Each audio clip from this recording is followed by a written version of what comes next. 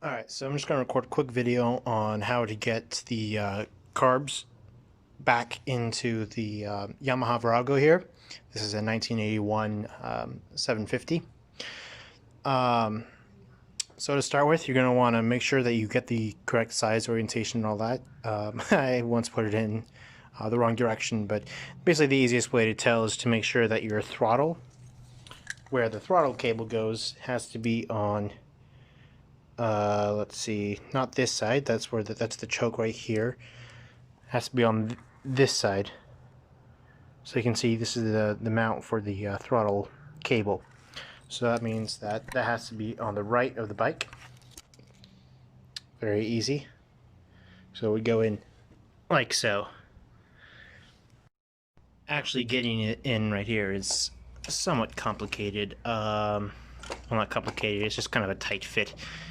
This is not really the hardest part though, it just kind of requires some wiggling. Obviously you don't want to break anything, but let's see if I can do it on camera, otherwise I'll just cut. There we go. Alright, so now it's kind of in position, and you'll notice I don't have the manifold on yet, so I've got that disconnected. I haven't screwed it in up here yet. I did this bolt right here, I did tighten it a little bit so there's a little bit more free room to get the carbs in and out, so we want to make sure that that's not going to be too tight, but that's a nice way to kind of give yourself a little bit of extra room, because I've noticed that the carbs like to catch on those when you're trying to take them out. Let me make sure I got the orientation correct. This is the throttle right here, so that's all good. So the next step is actually reattaching the manifold. I'm starting on this side of the bike, the left side. You can do either side. It's going to be identical on both sides. It's going to be the opposite side of the one that you start at. That's going to be the most difficult, because you'll have the other one attached to be kind of tight.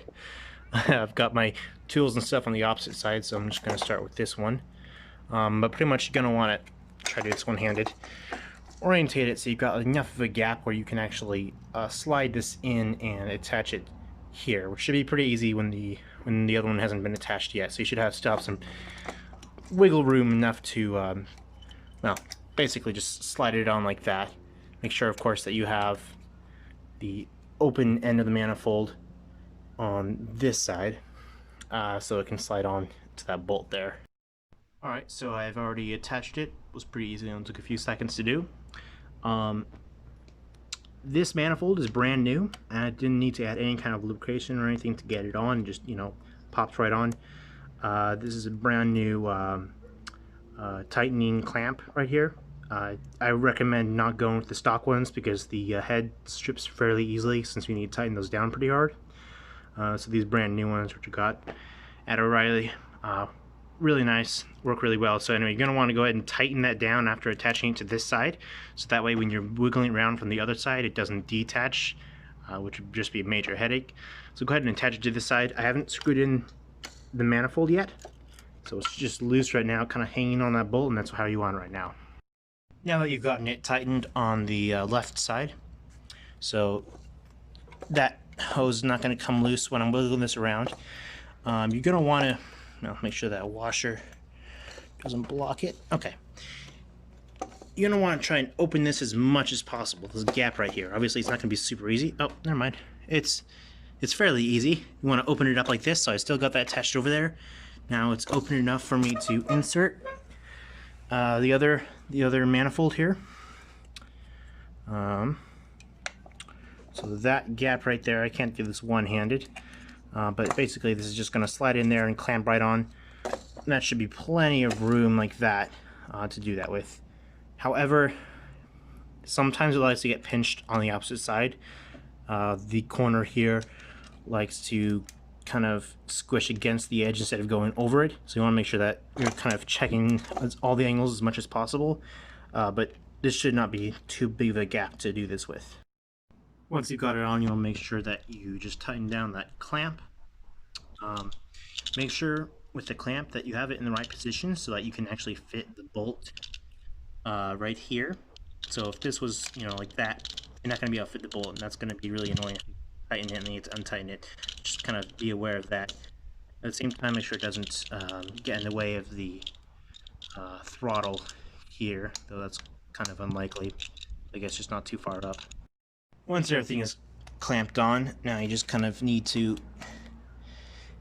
The hard part here is fitting both this right here, the little tab, has to fit onto there, and this one has to fit on at the same time up there. So it's kind of the hard part of it. It's just really just moving it diagonally. Okay, so that one just snapped on.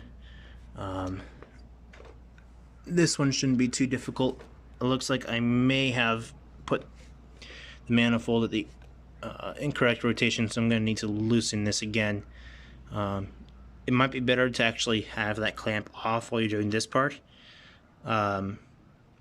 At the same time, you just don't want it to fall off. Just really annoying if it falls off the carbs while you're trying to fit this tight squeeze in.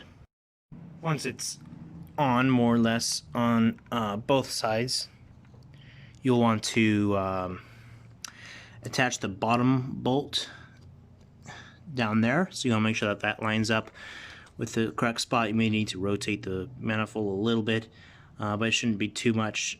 And then start screwing in. That's kind of going to be one of the hardest parts here, because you have very little room to actually reach in there and do it with.